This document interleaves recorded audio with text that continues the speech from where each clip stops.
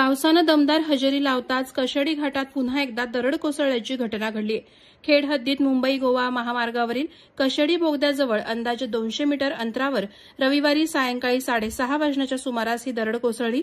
त्यामुळे महामार्गावरील वाहतूक जवळपास 2 तास ठप्प झाली होती। दरड कोसळल्यानंतर काही काळ मुंबई दिशेने जाणारी वाहतूक केवळ एकाच लेनवरून सुरू ठेवण्यात आली।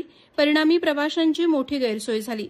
पावसाचं आगमन होताच कशेडी घाटात वारंवार दरड कोसळण्याच्या घटना घडत असून याआधीही गेल्या महिन्यात याच ठिकाणी दरड कोसळून वाहतूक विस्कळीत झाली होती। घटनेची माहिती मिळताच शिंदे डेव्हलपर्स कंपनीने तत्काळ दरड हटवण्यासाठी यंत्रणा घटनास्थळी रवाना केली। सुमारे 1.5 तासाच्या अथक प्रयत्नांनंतर दरड हटवण्याचं काम सुरू करण्यात आलं। या दुर्घटनेची माहिती मिळताच महामार्ग पोलीस मदत केंद्राचे अधिकारी यांनी घटनास्थळी धाव घेत वाहतुकीला मार्गदर्शन केलं आणि वाहतूक सुरळीत करण्याचं काम सुरू केलं। या घटनेनंतर घाटात प्रवास करणाऱ्या वाहन चालक आणि प्रवाशांनी तीव्र नाराजी व्यक्त करत अशा घटनांपासून बचावासाठी घाटातील दोन्ही टोकांवर आपत्कालीन पथक सतत सज्ज ठेवावं अशी मागणी संबंधित विभाग आणि शिंदे डेव्हलपर्सकडे केली आहे।